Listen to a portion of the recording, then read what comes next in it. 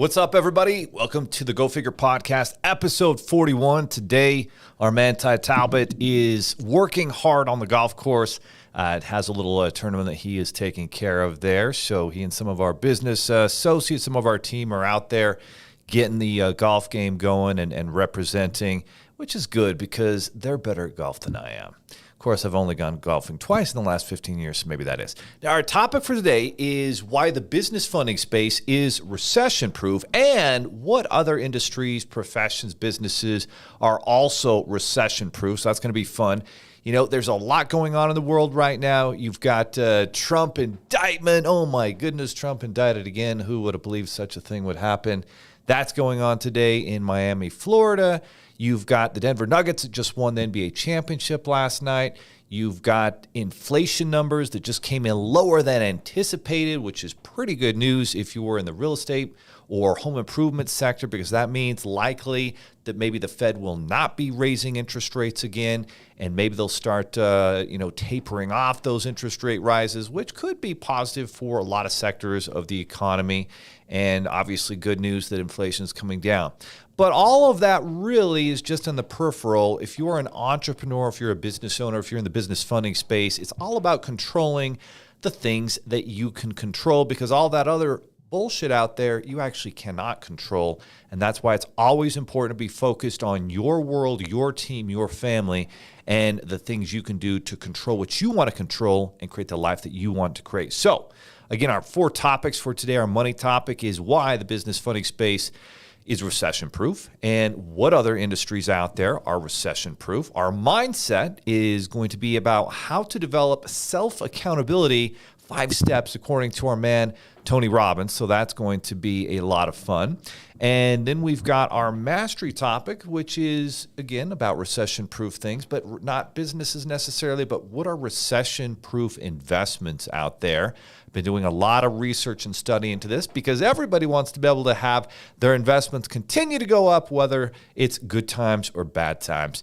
And finally, our sports segment, we will stray away from the NFL temporarily because last night the Denver Nuggets won, I believe, their very first NBA championship.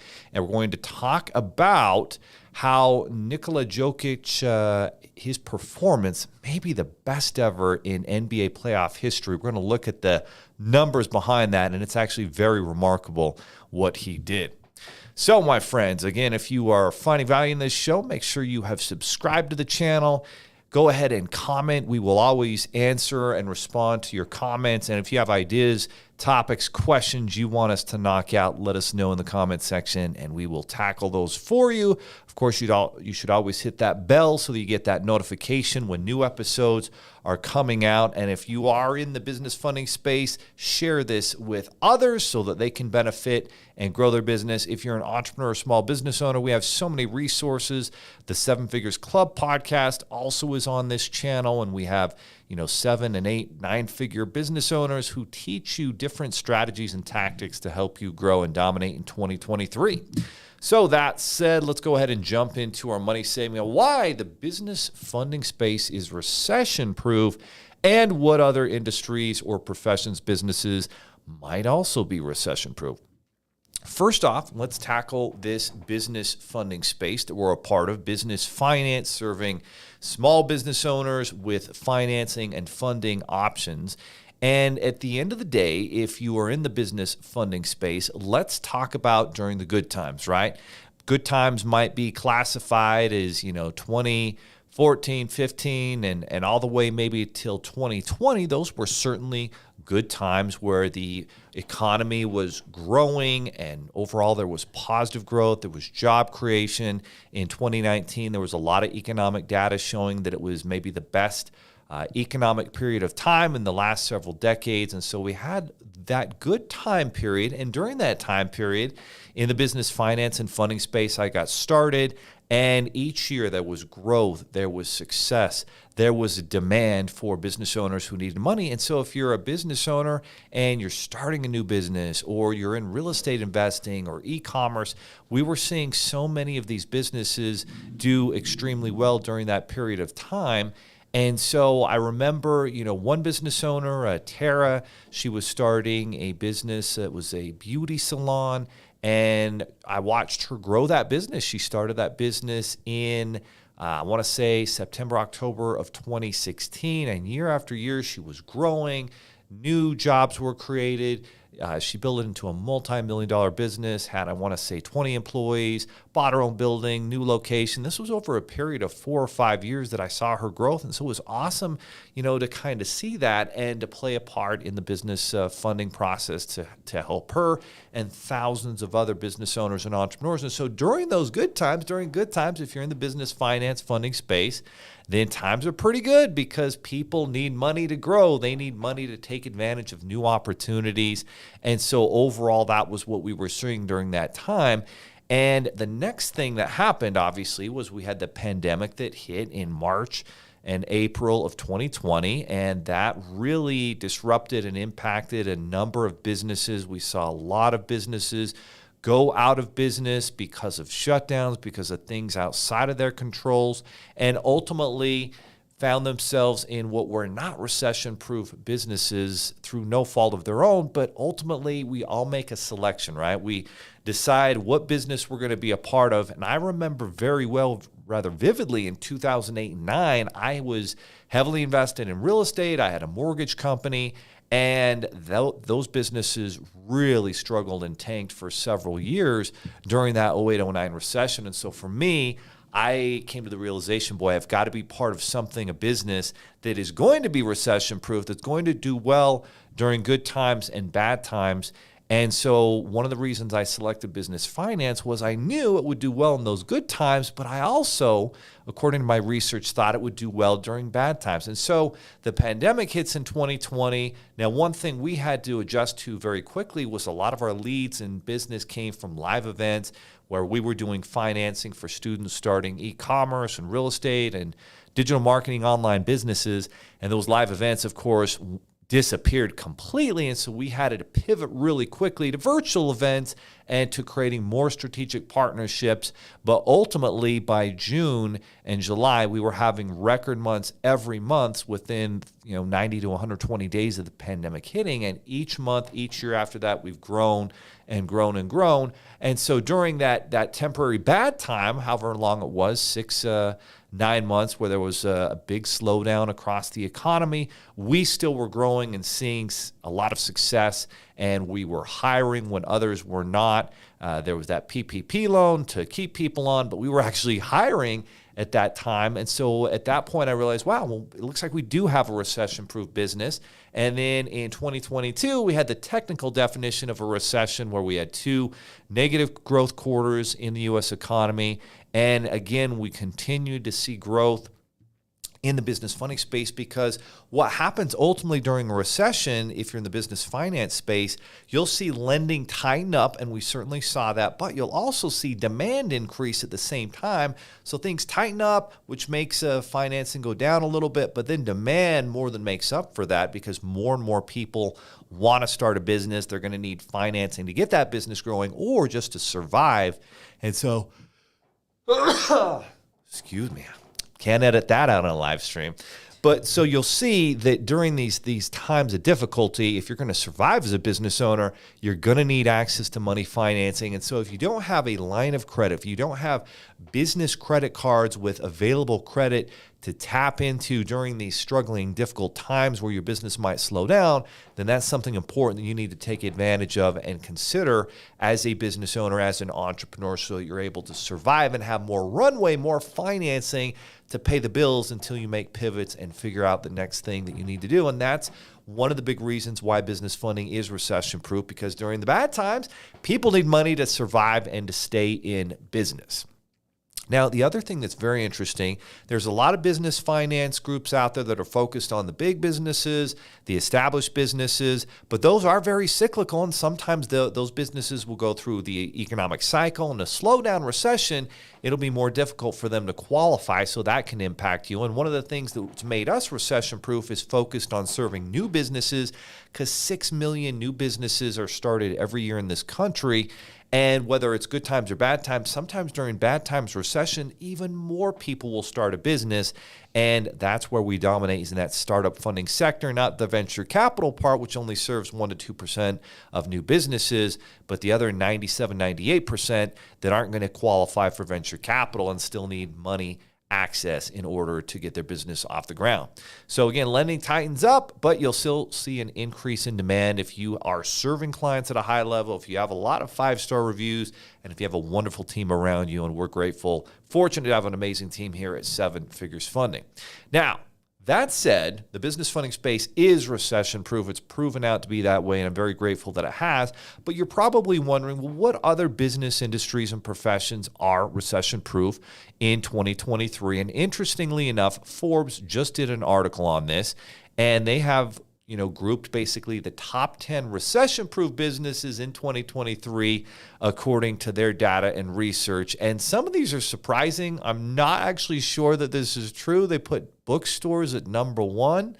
I love books. I'm always buying them, no question about it. But am I really buying them from a bookstore? Or am I buying them, online on Amazon.com? And as I look at it, it's always digital. It's always Amazon.com. So, if you're the big Amazon bookstore, I think that's true. I don't know. I would kind of push back and question whether bookstores as a whole are, but this is their article. So they're saying bookstores are recession-proof.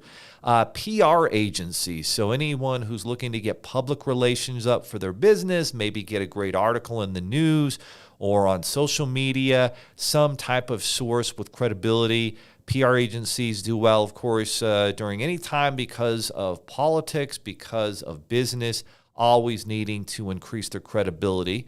So that's what Forbes is saying. They say interior design services, because during a recession, maybe less people are buying new homes, but they're more, likely to do some home improvements. They're more likely to work on their existing interior design, maybe do some furniture, some feng shui, and make things look good, I guess. Then you've got staffing agencies, because staffing agencies will have temporary employees that they'll be able to plug in at different places that need hiring. Again, that seems a little counterintuitive. You wouldn't think maybe a staffing agency would stay busy during recession-proof, but hey, this is what Forbes is saying, and they are still pretty well respected out there. Marketing consulting services, that makes sense to me, because the first problem you have during a slowdown is you realize, maybe our product's not actually that great, and people have to really invest into marketing their business and service. So that makes sense. You've got food trucks do well.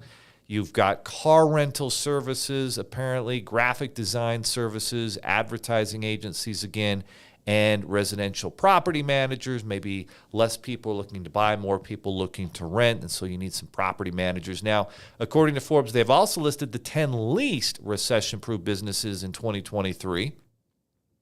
And again, who knows if this is accurate? Maybe it is. They say furniture stores. I guess maybe people have less disposable income to buy furniture, although they might be buying it because they're not moving as much too.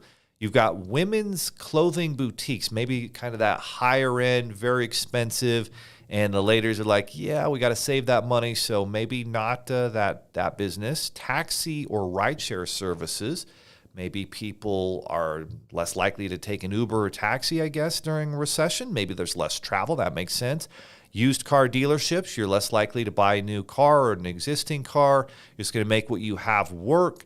Housing construction companies, there's going to be less new homes. We've seen the real estate sector and new home sales plummet significantly with the higher interest rates and the recessionary, issues within the economy. You've got restaurants seeing maybe less people eat out. And if you're eating out less, then restaurants are going to take a hit. People are making more food at home. Home furnishing stores, vacation rentals. There's less people taking a vacation during a recession. New car dealerships, same thing. And oddly, gas stations. So maybe people, less travel. They're using less gas. Gas stations take a hit if you're not getting gas as much. You're not going into those little supermarkets there at the gas store to get some drinks and snacks and other things that you probably don't need. But those are the least recession-proof businesses according to our friends at Forbes. All right, let's transition into our mindset topic, which is how to develop self-accountability with our man, Tony Robbins. And this is actually from his website, which is, as you might guess, TonyRobbins.com. This is how to develop self-accountability. He's got 5 tips. Number 1, he says, examine your beliefs and values. At some point, if you have a belief or mindset that you're a victim, that you can't control things in life, then you're less likely to be accountable. If you run into a problem, adversity, you're more apt to say, no, everything's stacked against me, and then you actually don't hold yourself accountable. Again, I think back during that 08 and 09 recession where I saw some business failure of my own, investments that failed, and I blamed it all on the economy. But really, if I had reached out to mentors, if I had read the right books, I would have made smarter investments. I would have been in a better business that was recession-proof. And I also would have been holding myself accountable, saying these mistakes in my situation, yeah, it's impacted by this recession, but ultimately recessions are always going to happen every 8 to 10 years, 8 to 12 years. And if you're not prepared, that's on you. And so if you're accountable, you're much more likely to win and get through those tough times. So examine your values and beliefs. Turn your shoulds into musts. Oh, I should do this. No, I must do it. I must do that. I'm committed. I'm going to do this. I'm going to read the right books. I'm going to, learn to be an expert within my field. I am going to, live by the right values and principles and attract and build teams and all those types of things. That's a mindset for success. Develop time management skills. You ever notice when you're dealing with somebody who's very successful, very entrepreneurial, their time is valuable and they're looking to move on to the next call, the next thing when, it's time to move quickly. They get things done. They use a calendar. They use calendar links. For me, you can't just call me out of the blue and expect that I'm just going to shoot the bull with you. No, my calendar is stacked with stuff to do and high priority stuff. And if what you want is going to fit my high priorities, you've got to give my calendar to speak with me. And that's how you have to start to manage your time if you want to have extreme success in business, in life. And that's what it's like. People who are less successful, you'll see them get on calls and go on tangents and waste hours of time doing nothing, just conversing about bullshit instead of getting stuff done. And that is definitely a difference between successful people who are building wealth, building a business versus those who are not. Watching your words, the stories and the words we tell ourselves that absolutely define us. If you say, oh, I'm not good at this, or that's not me, and you're constantly telling yourself a story, defining yourself as somebody who can't do things, who can't do hard things, then that'll be the type of person you become. So you have to change the words that are coming out of your mouth to lead you to become the type of person you want to become if you're an entrepreneur, business owner, or someone who's looking to be a high performer. And then get support, right? Don't try and figure everything else out, recreate the wheel. Find those who are further down the journey, down the road, have a map for success, and follow and learn from them. That's the easiest way to success, is find someone who's already done it and ask them for directions and a roadmap for their success.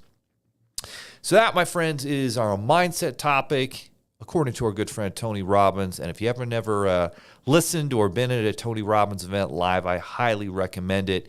It is incredible. He will stand up there and knock out a topic one after another for 5 straight hours. I don't know how he doesn't have to go to the bathroom. Actually, I remember a few times I didn't dare get up and go to the bathroom too, because I thought I was going to miss something. So if you haven't been to a Tony Robbins event, I highly recommend that you do. All right, our mastery topic is, what are the top recession-proof investments? So we talked about recession-proof industries and businesses. Well, what are the top recession-proof investments out there? At the top of the list, I would list cash flow real estate. And when I say cash flow real estate, I'm not talking about trying to do a fix and flip property.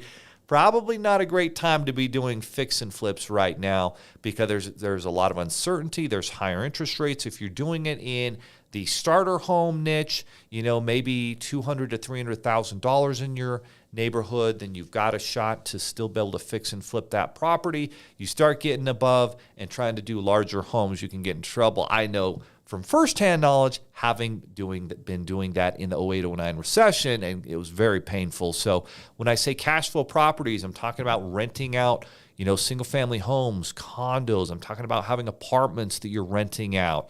I'm talking about having, maybe an Airbnb property, but in a very high travel area like Orlando, Disney World, or somewhere that's a beach property that's going to have constant traffic, and as an Airbnb property, it's still going to do pretty well even when people travel a little bit less, because there just aren't that many properties, a few minutes from Disney World, or there are not that many properties in a great location by a lake or at a beach.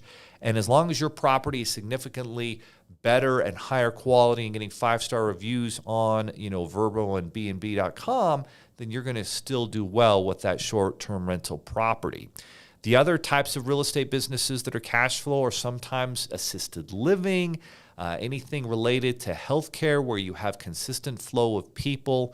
More and more baby boomers are retiring, are going to need these types of assisted living services, and those are businesses that will oftentimes be recession-proof. Staple businesses, right? And staple stocks. When I say staples, it's like stuff you have to have, right? What was something that stores were often out of? Toilet paper, right? If you're invested in like a Procter and Gamble that deals with toothpaste and toilet paper, good times, bad times, people need to brush their teeth. They need soap. They need cleaning materials, right? They need the basics to get by. Grocery stores are going to stay busy. If you can invest in grocery stores, if you can invest in the staples of life that people need to survive, to live, those are going to stay busy during good times and bad times. During good times and bad times, people are still going to need some of those blue-collar business services. They're going to need some plumbing, some HVAC. If the AC breaks, they need someone to come and fix it. If the heater breaks, the furnace breaks, they need someone to come and fix it. If you have a hot water heater that goes out, people don't want to take cold showers, and they don't care if it's in the middle of a recession. They're going to probably get that hot water heater fixed and replaced. You think about your health care. Anything related to health care is going to continue to stay busy, because regardless of whether it's a recession, people are going to want to take care of themselves. They're going to want to take care of their pets.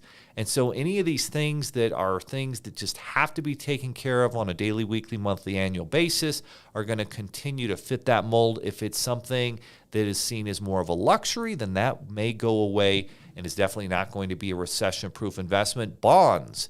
More than ever, we're seeing with higher interest rates, we're seeing higher interest paid out from government U.S. Treasury bonds, from company bonds, and that means that's usually a pretty safe investment and recession-proof no matter good times or bad times. Now, if you start getting into junk bonds with higher risk businesses, those are going to be more risky.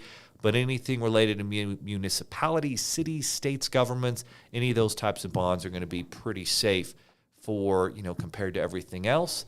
And then investing in recession-proof businesses is another example, right? If you actually, instead of investing in real estate or a stock, what if you can invest in a low-risk business, like a business that is performing some kind of service? Well, that's exactly what we're talking about. That can be a low-risk business, and if you don't want to put all your time into it, what you do is find an operator, someone who has experience, who knows the business well. You put the money up, they run the business, and you split the profits, and that can be very profitable and recession-proof in terms of recession-proof investments when you're going through a recession. And, it's interesting. A lot of the experts out there are saying we're actually in a recession, and then yet a lot of the economic data doesn't quite back that up. Job numbers are still coming in higher. The stock market hasn't tanked.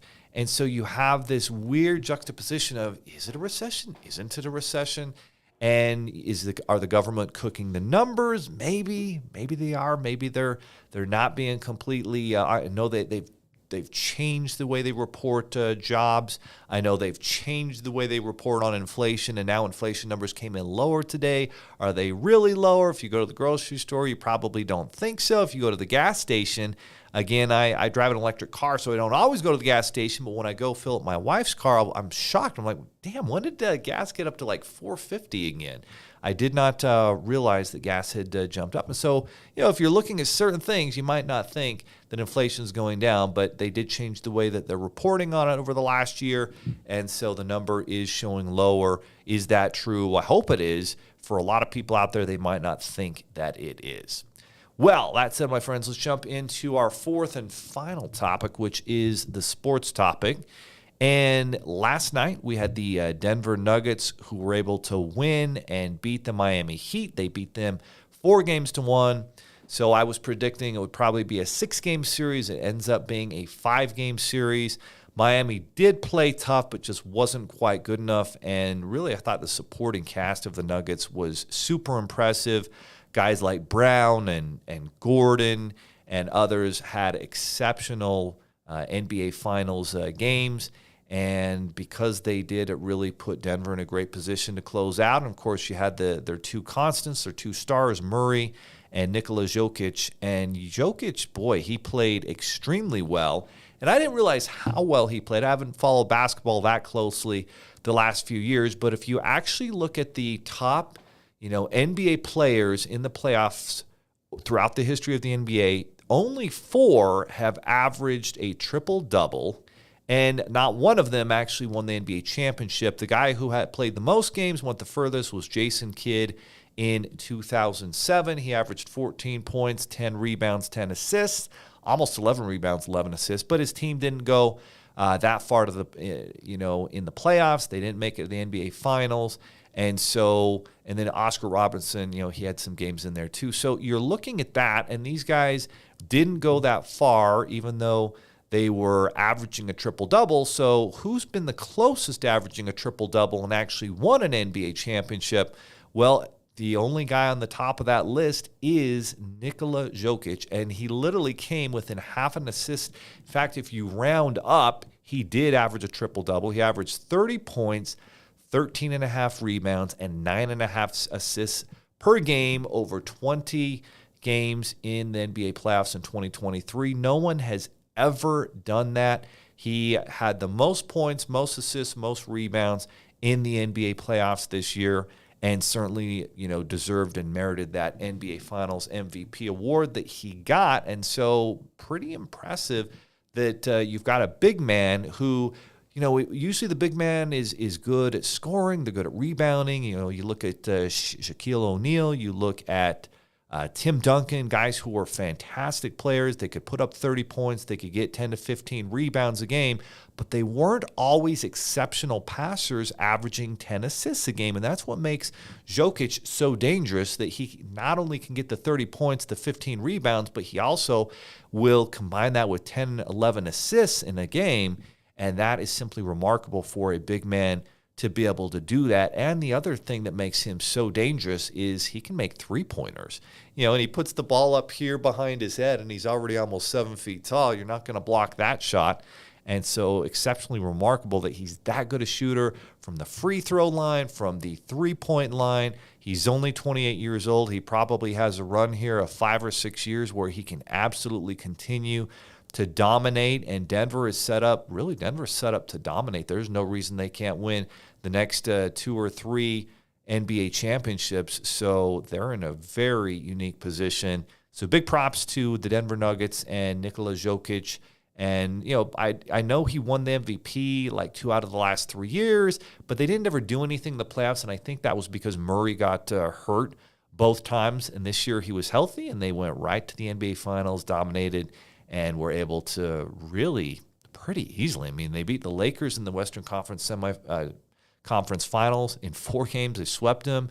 NBA Finals against Miami in 5 games. I mean, they are well positioned here to win championships for the next several years, and are going to be extremely dangerous. So big props again to Nikola Jokic and the Denver Nuggets for winning the championship, and great coaching by their coach. Great job by all their support and role players. And that's what it takes to win championships. And so as you think about your business, what sort of values, principles, high standards do you have in your business? Is there an NBA championship you're pursuing? As I think about ours, that's something I need to go out and define better for our team. What is our championship? Where are we trying to get to as a team? And as you review all of these different topics that we knocked out today, think about how you can implement these in your own life and business, right? Is the business industry you're in, is it recession proof? What are the actions you can take to make your business recession proof? Sometimes that's creating recurring revenue. You think of insurance companies, those are pretty recession proof because good times or bad times, people have to insure their cars, they have to insure their homes, they have to, have all these different types of insurance. It's not something that's something that maybe you need, maybe you don't need. It's something that is required. You have to have insurance. And so anything you can do to create recurring, predictable income that comes in no matter what, month after month in your business is going to be important. Relationships, lead gen. If you're good at generating leads and deals in your business, that's going to make you recession proof for sure. The mindset piece, be accountable, no question. That is a recipe, a value, a principle that leads to massive success.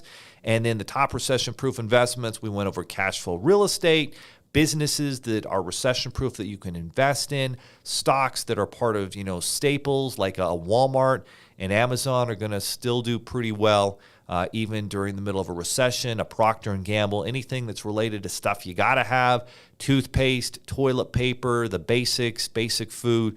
Those things, grocery stores are going to do well no matter what in a recession. You think about utility companies. I know Uncle Warren Buffett always is investing in utility companies. In fact, he bought Utah Power, which is a utility company, the biggest power company here in the state of Utah, changed it to Rocky Mountain Power. So those are things, watch what the most successful invest in, and that's usually a pretty good sign of something you're going to want to invest in as well. All right, my friends. Well, if you found value, go ahead and give us a like, give us a share. If you haven't subscribed to the channel, please do, and have yourself a fantastic week. Hold yourself accountable, and make sure you're pursuing the championship like the Nuggets just did within your realm, within your industry, and getting better every single day and making yourself recession-proof if you're an employee. Become so valuable to that organization in terms of what you do to bring in income that no one would ever consider, letting you go. Those are the things you can do to become recession-proof. And with all that said, go figure, my friends.